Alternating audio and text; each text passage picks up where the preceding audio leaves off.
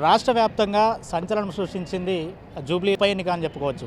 So రాష్ట్రం మొత్తం జూబ్లీహిల్స్ ఉప ఎన్నిక ఫలితం ఎప్పుడు వస్తుందా అని ఎదురు చూస్తున్నటువంటి పరిస్థితి. బీఆర్ఎస్ పార్టీకి సంబంధించిన ఎమ్మెల్యే మాగంటి గోపీనాథ్ చనిపోయిన తర్వాత జూబ్లీహిల్స్ నియోజకవర్గంలో ఉప ఎన్నిక అనివార్యమైన విషయం మనకు తెలిసిందే. మొన్న జరిగినటువంటి ఉప ఎన్నిక తర్వాత దాదాపు నెల రోజుల పాటు మూడు ప్రధాన పార్టీలు బీఆర్ఎస్, కాంగ్రెస్, బీజేపీ ప్రధాన పార్టీలతో సహా మూడు ప్రధాన పార్టీలతో సహా 58 మంది అభ్యర్థులు, ఇతర అభ్యర్థులు కూడా జూబ్లీహిల్స్ ఉప ఎన్నిక బరిలో నిల్చున్నారని కూడా చెప్పుకోవచ్చు. సో మొత్తంగా మొన్న జరిగినటువంటి 11వ తారీఖు నాడు జరిగినటువంటి ఉప ఎన్నిక ఏదైతే ఉన్నదో ఆ ఎన్నిక ఫలితాలు మరికొన్ని గంటల్లో కూడా రాబోతున్నాయని కూడా చెప్పుకోవచ్చు. సో ప్రస్తుతం మనం యూసఫ్గూడలోని కోట్ల విజయభాస్కర్ రెడ్డి ఇండోర్ స్టేడియంలో ఉన్నాము. సో ఇక్కడే జూబ్లీహిల్స్ నియోజకవర్గానికి సంబంధించిన ఉప ఎన్నిక జరిగిన ఉప ఎన్నిక ఏదైతే ఉన్నదో దాని లెక్కింపు ఇక్కడే ఇదే స్టేడియంలో రేపు కౌంటింగ్ అనేది జరగబోతుందని కూడా చెప్పుకోవచ్చు. రేపు ఉదయం 8 గంటలకు ఓట్ల లెక్కింపు అయితే ప్రారంభమయ్యే అవకాశం ఉందని కూడా చెప్పుకోవచ్చు. సో ప్రధానంగా మూడు పార్టీలు, కాంగ్రెస్ పార్టీ, అధికారంలో ఉన్నటువంటి కాంగ్రెస్ పార్టీ ఏదైతే ఆ కంటోన్మెంట్లో కాంగ్రెస్ ప్రభుత్వం బీఆర్ఎస్ పార్టీకి సంబంధించిన ఎమ్మెల్యే చనిపోయిన తర్వాత కంటోన్మెంట్లో కాంగ్రెస్ పార్టీకి కంటోన్మెంట్ ప్రజలు పట్టం కట్టారు. ఇక్కడ కూడా జూబ్లీహిల్స్ నియోజకవర్గంలో కూడా మాగంటి గోపీనాథ్ చనిపోయిన తర్వాత వచ్చినటువంటి ఆ ఎన్నికలో ఖచ్చితంగా ఈసారి కూడా కంటోన్మెంట్ తరహాలోనే ఈసారి కూడా జూబ్లీహిల్స్లో కాంగ్రెస్ పార్టీకే పట్టం కట్టబోతా ఉన్నారని చెప్పేసి ఆ కాంగ్రెస్ పార్టీ అటు మాట్లాడుకుంటున్నటువంటి పరిస్థితి. బీఆర్ఎస్ పార్టీ ఖచ్చితంగా సిట్టింగ్ స్థానాన్ని చేసుకోబోతున్నాం, పక్కా బీఆర్ఎస్దే జూబ్లీహిల్స్ నియోజకవర్గంలో ఖచ్చితంగా బీఆర్ఎస్ పార్టీదే ఆ హవా కొనసాగుతూ ఉన్నది. మళ్ళీ ఖచ్చితంగా జూబ్లీహిల్స్లో బీఆర్ఎస్ పార్టీ జెండానే ఎగురుతుందని చెప్పేసి బీఆర్ఎస్ పార్టీ నేతలు మాట్లాడుకుంటున్న పరిస్థితి.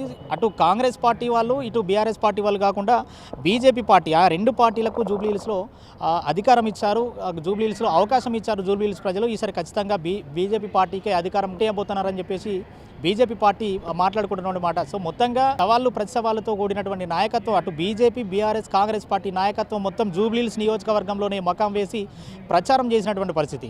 సో ఈ ప్రచారం జరిగినటువంటి నేపథ్యంలో, ఉప ఎన్నిక జరిగినటువంటి నేపథ్యంలో సో ఇప్పటికీ ఈ మరికొద్ది గంటల్లో రేపు ఈ ఫలితం అయితే విడుదల కాబోతా ఉన్నది. రేపు ఉదయం 8 గంటల నుంచే ఓట్ల లెక్కింపు అనేది ప్రారంభం కాబోతా ఉందని చెప్పుకోవచ్చు. సో ఇప్పటికే అధికారులు భారీ భద్రతా నడుమ ఆ ఓట్ల లెక్కింపుకు అయితే పూర్తి ఏర్పాట్లు చేశారని కూడా చెప్పుకోవచ్చు. కోట్ల విజయభాస్కర్ రెడ్డి స్టేడియంలో, ఇండోర్ స్టేడియంలో ఇప్పటికే అధికారులు ఓట్ల లెక్కింపుకు సంబంధించిన ప్రక్రియకు అధికారులు పూర్తిగా పటిష్టమైన బందోబస్తు మధ్య, పోలీసుల ప్రహారం మధ్య, సీసీ కెమెరాల నిఘా మధ్య ఓట్ల లెక్కింపునైతే ప్రారంభించే అవకాశం ఉన్నట్టుగా కూడా మనం చెప్పుకోవచ్చు. రేపు ఉదయం 8 గంటలకు ప్రారంభమయ్యే ఓట్ల లెక్కింపు ఏదైతే ఉన్నదో దాదాపు 9 గంటలు, 8:45, 9 గంటల లోపే 1వ రౌండ్ పూర్తయ్యే అవకాశం ఉన్నది. మొత్తం 10 రౌండ్లే, అంటే అధికారులు ఎక్కువ ఉన్నందున అధికారులు అందుబాటులో ఉండడం వలన 10 రౌండ్లే, 42 టేబుల్లో 10 రౌండ్లతో పాటు 10 రౌండ్లలోనే ఎన్నికల మొత్తం ఫలితాల మొత్తం లెక్కింపు చేసే అవకాశం ఉందని కూడా జూబ్లీహిల్స్ నియోజకవర్గంలో జరిగినటువంటి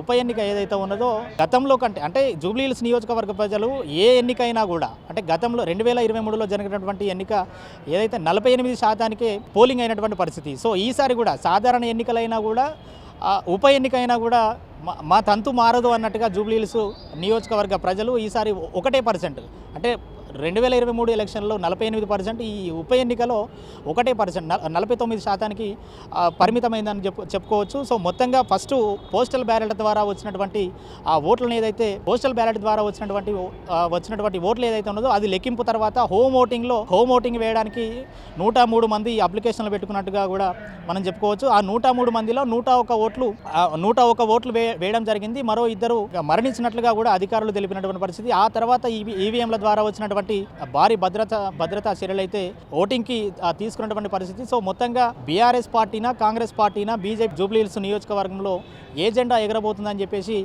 రాష్ట్ర వ్యాప్తంగా కావచ్చు, ఇటు జూబ్లీహిల్స్ నియోజకవర్గ వ్యాప్తంగా కావచ్చు, మొత్తంగా తెలంగాణ రాష్ట్ర ప్రజలు కావచ్చు, ఇటు జూబ్లీహిల్స్ నియోజకవర్గ ప్రజల్లో కొంత ఉత్కంఠ రేపుతున్నటువంటి పరిస్థితులను కూడా చెప్పుకోవచ్చు. కెమెరామ్యాన్ వెంకట్తో కరుణాకర్, మెట్రో టీవీ, హైదరాబాద్.